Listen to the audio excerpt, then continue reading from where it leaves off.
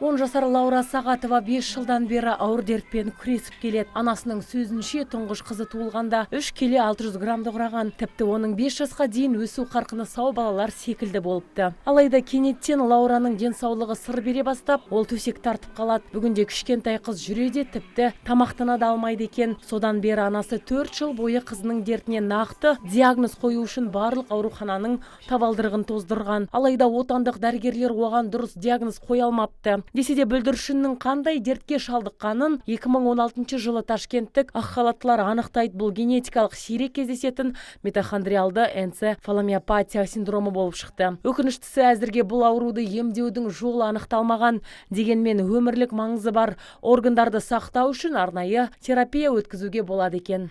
Ташкентке апарып тексерткенде Ташкенттегілер уже митохондральная энцефалопатия синдромын артып деп қойып берді. Бұл генетика жағынан балада бұл өте жаңағы сирек кездесетін ауру, жаңағы бірақ генетик жағынан, мен жағынан да, күйеуім жағынан да онда ешқандай ауру жоқ. Бізде бұндай сал ауру деген нәрселер жоқ бұл жақта. Сондай ауру қойды, балаға ешқандай көмек болмайды, болды уже деп. Олар не қылды, уже пропускать етіп қойғансыңдар 3 жылдай деп сөйтті.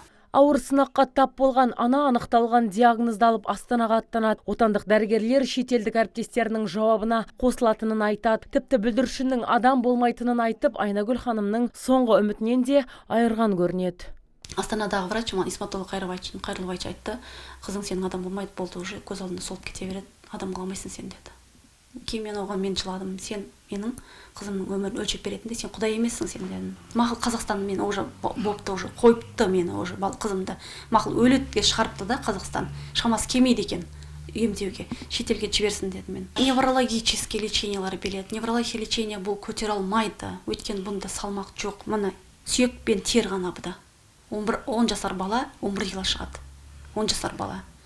Мен бадыларды алып берем қазір. Только бадылармен қазір өмір сүріп жатырмыз. Бадыл ламининнің омегасын әперем, асияны әперем, қазір мен тианчиндікін әперіп жатырмын. Осылайша жалғыз басты ана ай сайын дәрі-дәрмектің өзіне 50 000 теңге жұмсайды екен. Бүгінде бүлдіршіннің ауруы асқындап, тіпті зәр шығару органдарда жұмыс істемей қалған. Айта кетсек, Айнагүл ханымның Лаурадан кіші тағы бір қызы бар. Ал жанұяның отағасы 3 жыл бұрын жүрек талмасынан көз жұмған. Жан-жарынан айырылған ол қазір тек мемлекеттік жәрдемақыға күн көріп жүр. Бұл қаражат жалдамалы үй мен дәрі-дәрмекке жұмсалады. Осы ретте тұрғын үй мәселесін шешу үшін ол жауапты мамандардан көмек сұраған, тек одан нәтиже шықпай отыр.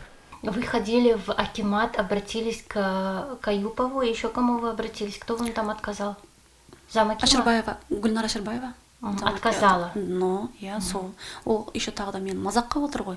Ана бір әйел барып, мешітте 1 жыл тұрыпты. Соға барып тұрсай, дейді мен баратын жерім жоқ, қайқа барам. Мына хозяин маған шық деп жатыр, үйді босат деп жатыр. Мен ауру қызбен қайқа барып кетірім. Қасындағы келіншек, мына сосед келіншек барған, ол да түсінді, айтып жатыр. Әпше қызыңыздың суретін көрсетсеңізші Гүлнар апайға, может көрген екен не қылатын шығар, суретін көрсетіңіз хотя бы. Мен апарамаймын бұны, ЖКХ апармадым. Сөйтсем, не қылам мен көргенде, мен бұндайлардың талайын көргенмін. Мен отырам ба соны көріп деп масақтап отыр. Ана қасындағы келіншекке сен үйіңді босатып берсе деп, сол лауазымда отырған адам, Гүлнар апай, халықпен солай сөйлесе ма? Шенеуніктердің әрекетсіздігін көрген Айнагүл ханым бұқаралық ақпарат құралдары өкілдерінің көмегіне жүгінеді. Содан соң дәрігерлер Лаураны Астанаға қайта тексеруге шақыртып, квота негізінде шетелге жібермекші болған. Алайда бұл тек сөз күйінде қалатын секілді. Өйткені бұл ақпаратты дәрігерлер растамай отыр. Бүлдіршін есепке алынған 10-шы емхананың меңгерушісі тілшілерді қуып шығып, тіпті өзі де түсірілім тобынан қашып кетті. Закройте дверь, пожалуйста. А почему это грубо с нами разговариваете? Не грубо, я вам комиссию даю отчет.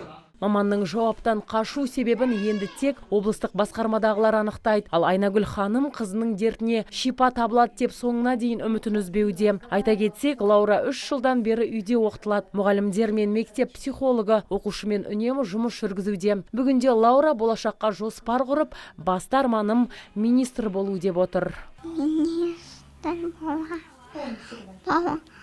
Министр бола, бастық бола, ақшамға болады, неміз болады. Министр. Сауапты іс жасап кішкентай Лаураға көмектесем деушілерге экранда көрсетілген нөмірге хабарласуға болады. Азиза Мадияр, Абзал Турабеков, ТВК телеарнасының жаңалықтар қызметі.